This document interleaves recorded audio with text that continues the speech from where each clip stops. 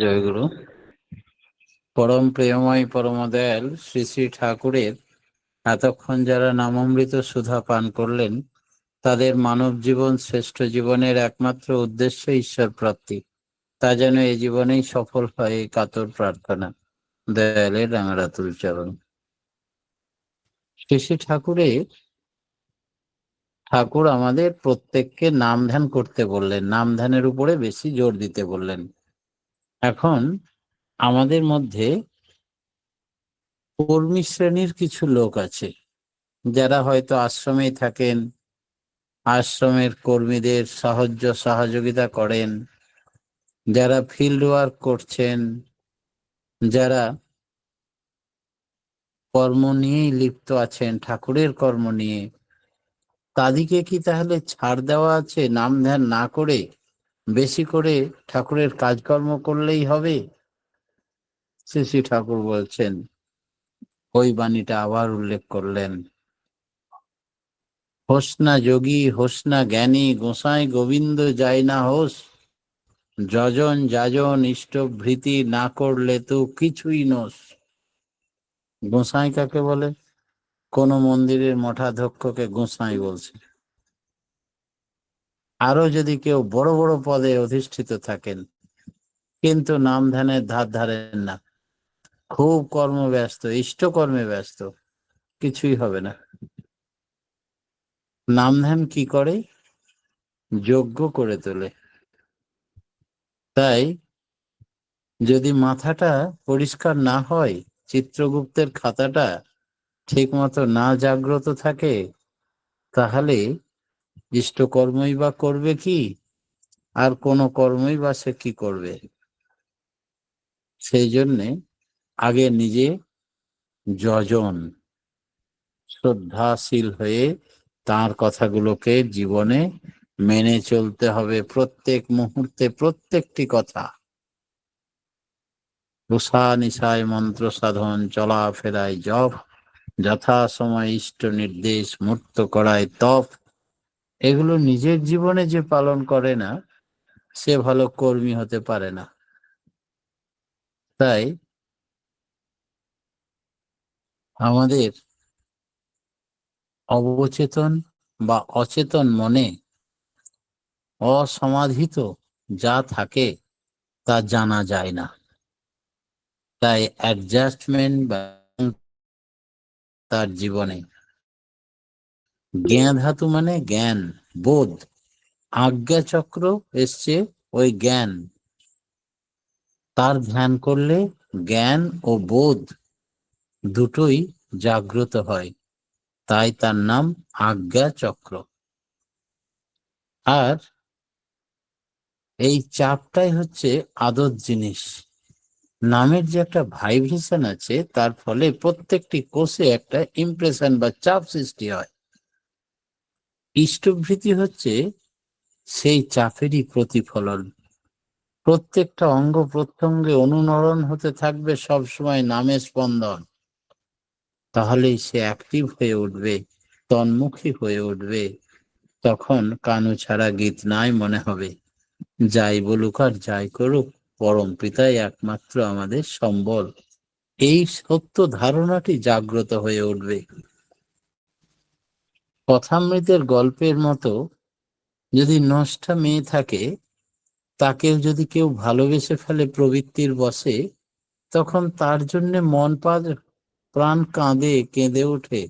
কখন একটু সময় পেলেই তাকে দেখলে আনন্দ হবে, তাড়াতাড়ি ভালো করে সেজে গুজে রাস্তার ধারে গিয়ে ছুটে বসে। এই যে অনুরাগ দীপ্ত নাম ধ্যান, একটু লিঙ্কে ঢুকতে দেরি হয়ে গেলেই যেন সবাই এগিয়ে গেল, আমি পিছিয়ে গেলাম। আর ধরাকে সরা না গান করে পড়ি কি মরি করে ছুটে এসে ঠাকুরের সান্নিধ্যে এসে একটা পাতলা চাদর কাপড় ঢাকা দিয়ে বসে পড়লো, মেরুদণ্ড সোজা করে বসে ধ্যানে মগ্ন। কি ভোরবেলা, কি রাত্রিবেলা! এই হচ্ছে অনুরাগ তিক্ত নাম ধ্যান। তার প্রতিষ্ঠা করতে হয় আগে দেহ মন্দিরে, আর ভরণের আকুল ধান্দা চায়। ভালোবাসলে যেমনটি করে হয়, ঠিক তেমনটি আঁকুপাকু করবে মন। কতক্ষণ পরমাত্মার সঙ্গে যোগযুক্ত হবে এই জীবাত্মা, এই প্রলোভনে। আর একেই বলে যজন যাজন ইষ্টভৃতি, এগুলোর নিপুণ ভাবে করার নীতি। ইষ্টভীতির চাপে কি হয়, সব সময় সব কাজের মধ্যে যদি ধান্দা থাকে ইষ্টের ভরণ, ইষ্টের ধান্দা, তবেই জীবনের সবখানে ইষ্টময় হয়ে উঠতে পারে। আর যদি না ওঠে, ইষ্টের চেয়ে থাকলে আপন ছিন্ন ভিন্ন তার জীবন, মুক্তি হলো না, প্রবৃত্তির গ্রহ থেকে বাঁচতে পারলো না সে। নাম আর নামই কি আলাদা? নাম আর নামী সম্বন্ধে একদিন শ্রী শ্রী ঠাকুর বলছেন, নাম নামই অভেদ, যেই নাম সেই কৃষ্ণ ভজনিষ্ঠা করি, নামের সহিত আছেন আপনি শ্রীহরি। নামের মধ্যে নামই থাকে, চোখে না যায় দেখা, বীজের মধ্যে বৃক্ষ থাকে চিত্রপটে আঁকা। তাই নাম নামই সবটাই নির্দেশ করে। আর রিয়েলাইজড ম্যান যিনি, সিদ্ধ পুরুষ, সদ্গুরু না হলে, সেই সদ্গুরুর প্রতি টান না থাকলে নাম ফলবতী হয় না। তাই বলে কোটি জন্ম করো যদি নাম সংকীর্তন, তথাপি না পায় কেহ ব্রজের নন্দন। ফলবতী বৃক্ষ ছাড়া নামের ফল পাবে কোথা থেকে? সিদ্ধ নয় মন্ত্র দেয়, মরে মারে করে ক্ষয়। এই ব্যাকুলতাটা কি জিনিস? ব্যাকুলতা হলো আর্জ, সম্বেগ। সত্যিকারের ব্যাকুলতা থাকলে তপস্যা ফুটবেই। কড়া বাদ দিয়ে শুধু ব্যাকুলতা, শুধু কান্নায় তাকে পাওয়া যাবে না। আবার শুধু করার মধ্যেও সম্বেগ বা ব্যাকুলতা আসে না। তাই নিজের মন ভেজে না, স্নিগ্ধ শীতল হয় না। তাহলে অপরের মনকে ভেজাবো কি করে? আমার দ্বারা যাজনও হয় না, নীরস শুষ্ক হয়ে পড়ে সবকিছু। আগে আবেগ, প্রেম থাকতে হবে নিজের মনে, তারপরে অপরকে প্রেম প্রেম দান করতে পারবে, ঢালতে পারবে। ব্যাকুলতাটা যেন ড্রাইভিং ফোর্স, সঞ্চারণী শক্তি। তাই বৃহৎ সৃষ্টি সম্ভব করে তোলে এই ব্যাকুলতা থেকে। বৈধিকরণের মধ্যে দিয়ে অনেক সময় ধীরে ধীরে ব্যাকুলতা ফুটে ওঠে। একটা মানুষ যখন দীক্ষা নেয়, ইষ্টের প্রতি টান হলো, তখন সংকীর্ণতা আমি আমার কথাটা চলে যায়। সংকীর্ণ মন থেকে ব্রহ্মাণ্ডী মনে প্রবেশ করে, সকলের কল্যাণই সে চায়। ব্রহ্মাণ্ডী মন থেকে যখন নির্মল চৈতন্য রাজ্যের মনে প্রবেশ করে, তখন কারোর প্রতি হিংসা, দেশ বিদ্বেষ, সমালোচনা এসব কিছু থাকে না। পরম পিতার ইচ্ছায় মঙ্গল হোক, সব তোমার ইচ্ছা, এই ভাব। সকস্ত নিষ্কাম প্রার্থনা শেষে পরম পিতা তোমার ইচ্ছায় পূর্ণ হোক, তুমি যা ভালো মনে করো তাই করো। এই নির্মল চৈতন্য রাজ্যের মন নিয়ে যখন নিষ্কাম প্রার্থনা করা হয়, আচার্যদেব বললেন তখন 100% সিদ্ধ হয়। নাম ধ্যানের শক্তি বেড়ে যায়, অফুরন্ত শক্তি। ওই যে ভগবান শ্রীকৃষ্ণ গীতায় বলেছে যে পঙ্গু গিরি লঙ্ঘন করতে পারে, মূকং করতি বাচালং পঙ্গুং লঙ্ঘয়তে গিরিম যাত্রী পাতান মাহং বন্দে পরমানন্দ মাধব।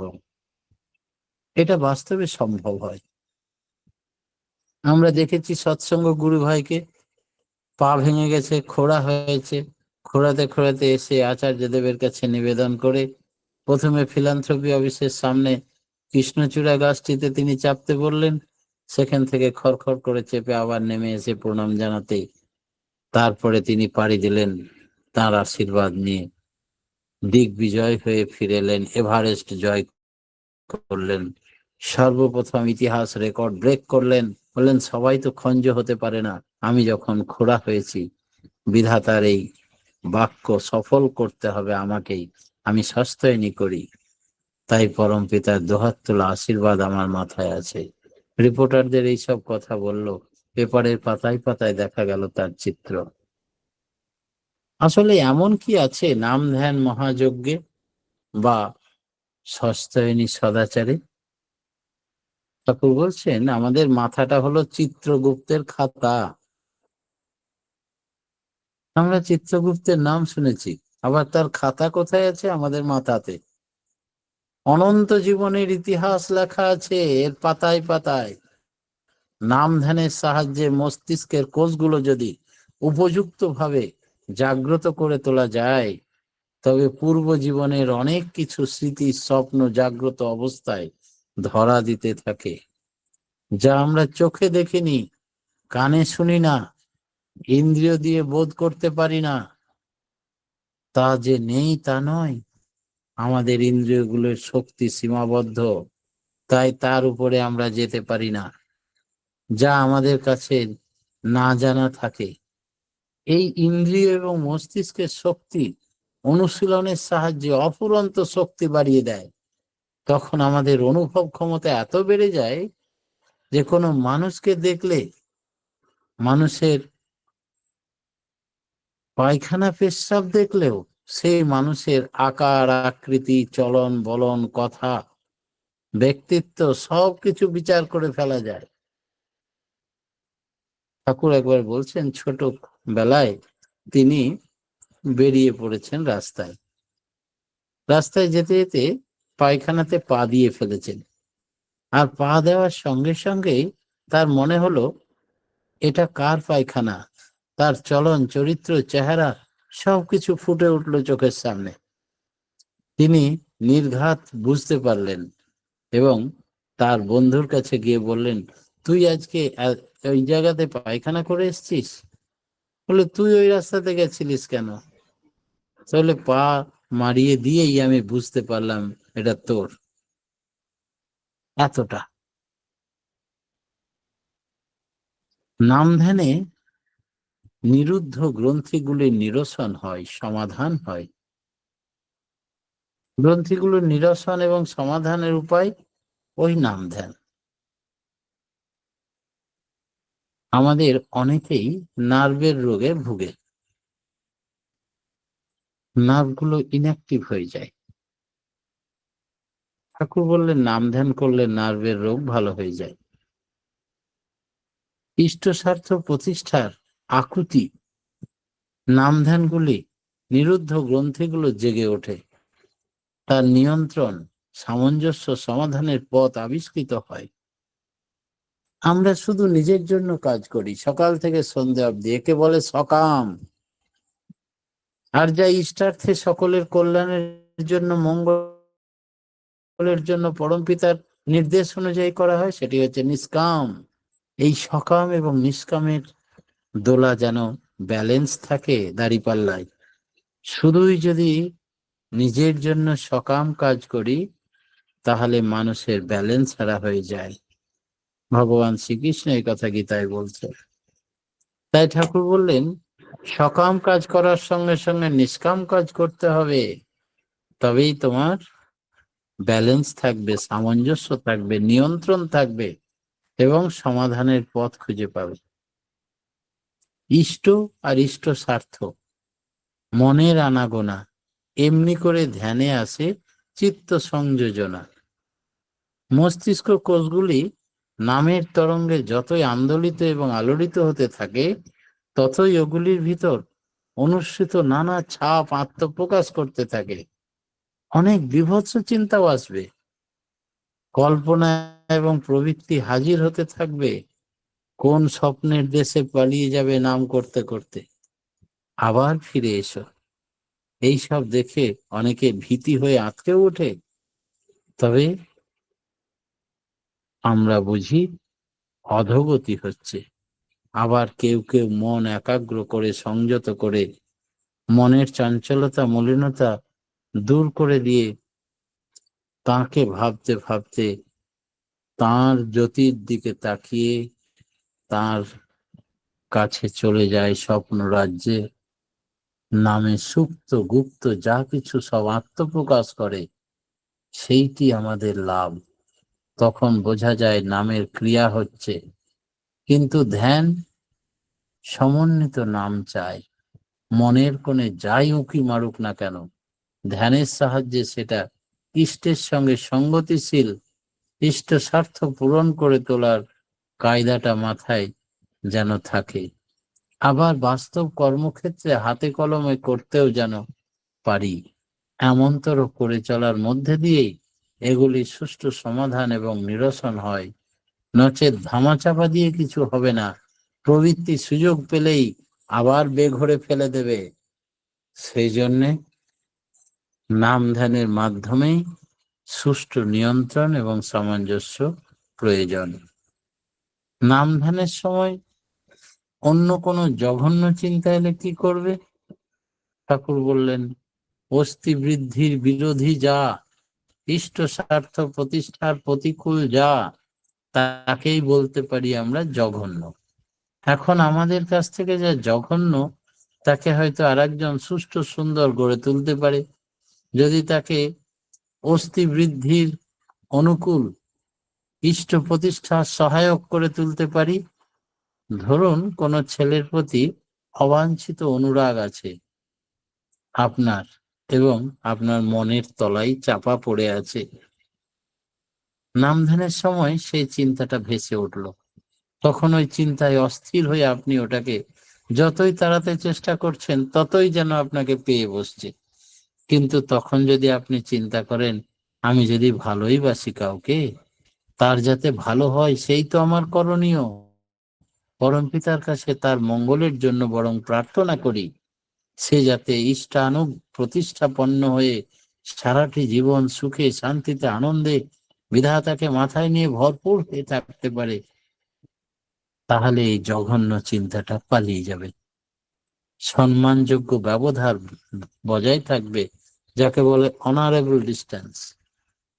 আপনার বংশমর্যাদা, ইষ্ট গৌরব স্মরণে রেখে এইভাবে যদি আমরা উপায় বার করে নিই, তখন দুশ্চিন্তা সুচিন্তায় পর্যবসিত হয়। তখন আর দর্শনীয় হবে না, বরং ওই চিন্তা ইষ্ট স্বার্থ প্রতিষ্ঠার সঙ্গে গেথে সুদূর মঙ্গলকে আহ্বান করবে। একেই বলে সুনিয়ন্ত্রণ, সামঞ্জস্য, সমাধান। সমাধান শুধু মাথায় থাকলে হবে না, তাকে কাজের মধ্যে দিয়ে বাস্তবতায় রূপ দিতে হবে। একজনের উদাহরণ হিসেবে বলা যায়, একজনের প্রতি গভীর বিদ্বেষ ভাব এসেছে মনে। ধ্যানের সময় ওই চিন্তা আমাকে পীড়া দিচ্ছে। আপনি হয়তো ধ্যানে বসে ঠিক করলেন, তার সঙ্গে এরপর আর কখনো খারাপ ব্যবহার করব না, বন্ধুর মতো মিশবো। আজই তার বাড়িতে যাব, আমার গাছের একটা লাউ হাতে করে নিয়ে যাব, আর ছেলে মেয়েদের জন্য কিছু চীনে বাদাম নিয়ে যাব।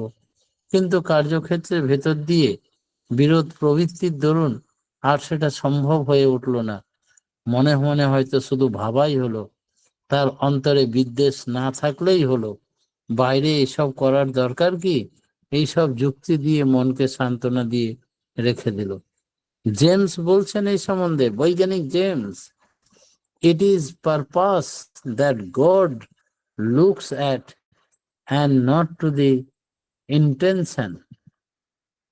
পারপাস এর ব্যুৎপত্তিগত অর্থ হচ্ছে সেট ফোর্থ, অর্থাৎ কি উদ্দেশ্য নিয়ে কাজের মধ্য দিয়ে আমরা নিজেকে ন্যস্ত করে রেখেছি, সেইটি হলো মূল কথা।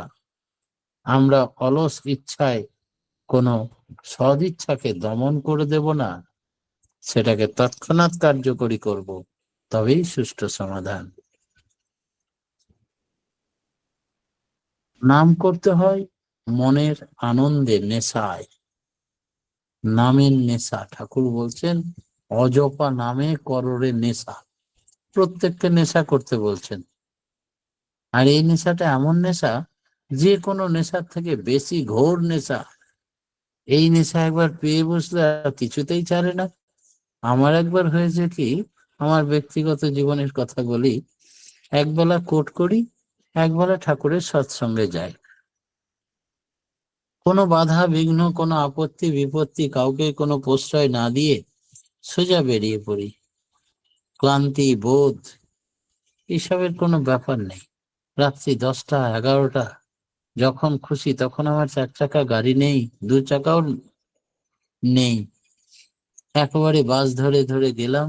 ভগবান ভরসায় সৎসঙ্গ করে দীক্ষা টিক্ষা দিয়ে রাত 10টার সময় একটা ট্রাক বা যা কিছু সেটা ধরেই বাড়ি পৌঁছালাম। এমনি করে বেভরসা ঠাকুরের ভরসায় বেরিয়ে পড়তাম দূর দূরান্ত গ্রামে গঞ্জে। আর শুধু পুঁজি বলতে ওই নামটা, এমন নাম হতো কিছুতেই থামানো যায় না, 24 ঘন্টা শুধুই নাম হচ্ছে। তখন একদিন ঠাকুরকে বললাম, ঠাকুর তুমি যে 24 ঘন্টা নামের নেশায় আমাকে ফেলে দিয়েছো, অন্য কিছু কথা ভাববো কি, আমার নিজের উন্নতি কাজকর্ম ব্যবসা কি কোনো কিছু সে অবকাশই নেই, শুধুই হুড়হুড় করে নাম হচ্ছে। নামটাকে একটু থামাও দেখি, আমাকে একটু স্থির হতে দাও। শুধু নিজের ধান্দায় আমাকে ছুটিয়ে বেড়াচ্ছ, কাজ করে নিচ্ছ, আর হুড়হুড় করে নামের নেশায় পাগল করে দিয়েছো। এ তো তোমার ধান্দা গেল, আমার ধান্দা কিছু করতে হবে তো, যে সংসারে এসছি। এইসব বলাতে নাম বন্ধ হয়ে গেল। যেই নাম বন্ধ হয়ে গেল, পাগলের মতো লাগছে। আমি সব শেষ করে ফেললাম। আর কোনোদিন বলবো না ঠাকুর, তুমি আবার শুরু করো ওই সেই অজপা নাম। 24 ঘন্টা যেন হয় ঠাকুর, মূর্খের অশেষ দোষ। আমি কান ধরে বলছি আর কখনো বলবো না ঠাকুর। কত কাকুতি মিনতি করলাম, ঠাকুর রেগে গেছেন, নাম হচ্ছে না। সোজা বর্দার কাছে গেলাম। বর্দাকে গিয়ে প্রণাম করে বললেন, আগে হুড়হুড় করে নাম হতো। একদিন খুব বললাম ঠাকুরকে, বকলাম, সবসময় শুধু নামের নেশে আমাকে মাতাল করে রাখছো, সংসারের কথা ভাবতে দাও না, কোনো কিছুই ভাবতে দাও না। নিয়ে ঠাকুর বন্ধ করে দিয়েছেন। আপনি একটু বলে দিন না ঠাকুরকে, যেন আবার সেই নামের নেশা শুরু হয়, না হলে আমি বাঁচতে পারবো না। বরদা খুব হাসলেন। আর বলবি? রাগবে না। নাম করতে করতে রাগ বশত দুর্গানাথ সান্যালদা তার ছেলেকে বলেছিলেন মর, আর সত্যি মরে গেছিল। জানিস তো, তোরই তো আত্মীয়র ঘটনা, তাহলে আগে জানি। কখনো এরকম বলবি না, মাথা স্থির করে। যা, পরম পিতার কাছে প্রার্থনা করি, আবার শুরু হবে না, ক্ষমা চেয়ে নে, আর এরকম বলবি না আগে। এ হচ্ছে নামের নেশা।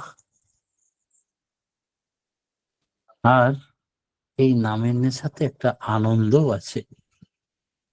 সচ্চিৎ আনন্দ ঘন যখন বিরাজ করেন, তখন তাকে নিয়ে মাতালের মতো থাকলে তার একটা আনন্দ আছে। বাজার যাচ্ছি, অনেকক্ষণ যাওয়ার পরে মোটরসাইকেল দাঁড় করিয়ে ভাবছি, আমি কোথায় যাচ্ছি, কেন যাচ্ছি। অনেকক্ষণ পর মনে পড়লো, ও, আমার কাছে তো একটা ব্যাগ আছে, তার মানে আমাকে বাজার আনতে বলেছে। তাহলে তো এই রাস্তায় নয়, আবার ঘুরি। বাজারে গেলাম। বাড়িতে জিজ্ঞেস করলে এত দেরি হলো কেন, মানে একটু দেরি হয়ে গেল।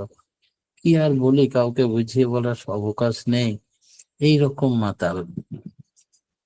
চেপে নাম করা যদি যায়, আর কিছু না হোক, শরীর ভালো তো হবেই। আর এক এক সুটকি চেহারা নিয়ে এসেছিল এক ব্যক্তি। অল্প কয়েকদিনেই এই বেশ সুন্দর লালিত্যপূর্ণ চেহারা নিয়ে সে ঠাকুর বাড়িতে ঘুরে বেড়াচ্ছে। সবাই জিজ্ঞেস করলো, আনন্দবাজারের ডাল ভাত খেয়ে এরকম গৌরাঙ্গের মতো চেহারা হলো কি করে? বলে, খুব চেপে নাম করে। নামে এত প্রোটিন আছে। নাম হচ্ছে অমৃত বা সুধা। সেই জন্যে কে কতটা সুধা নিতে পারলো, অমৃত খেতে পারলো জানি না। যে আনন্দের নেশায় মাতোয়ারা হয়ে থাকে, অবসাদের ভাব কেটে যায়, তাকে ছুঁতে পারে না, টান টান হয়ে থাকে, স্তরের পর স্তর অতিক্রম করা যায়, আপসে আপ কত দূর এগিয়ে যাওয়া যায় এই নামকে বেশ করে। ঠাকুর একদিন বলছিলেন, অন্তরঙ্গ জুড়ে জিজ্ঞাসা করলেন, আচ্ছা খলিলদা, আপনার পিঠ পিঠে শরীর তো সুন্দর হলো, মোস্তাফা কোরআনে যে নূর আওয়াজের কথা পড়েছেন, তার সঙ্গে কিছু মিল পাচ্ছেন? খলিলদা বললেন, হুবহুব মিল। কোরআনের সব কথাই ধ্যানে বসলে অনুভব করতে পারি, কোনোটাই আজগুবি নয়।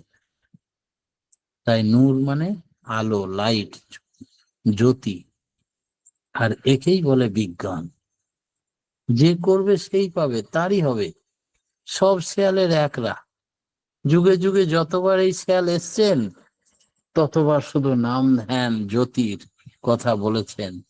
দেশ কাল পাত্র ভেদে নাম আলাদা করে নিয়ে এলেও, বর্ণ বংশ বৈশিষ্ট্য আলাদা আলাদা করে জন্মালেও, তাদের মূল বক্তব্য একই। তাই তিনি সেই নবী। নবীকে বাদ দিয়ে, রসুলকে বাদ দিয়ে খোদার রাজ্যে পৌঁছাবার উপায় নেই। রসুলকে বাদ দিয়ে আবার বর্তমান যুগের প্রকৃত রসুল সেবী যে, সে তার সান্নিধ্যে আসে, সবাই উদ্ধার হয়ে যায়। পরম পিতার রাঙারাতুল চরণে নাম ধ্যানের চরম পর্যায়ে প্রত্যেকেই যেন আমরা পৌঁছে ধাম ও ধাম ও নিরক্ষতা চলে পাবে নিজ ঘর বাসা। এই প্রার্থনা পূরণ হোক, এই কাতর প্রার্থনা জানিয়ে আমার ক্ষুদ্র বক্তব্য এখানে শেষ করলাম। জয় গুরু।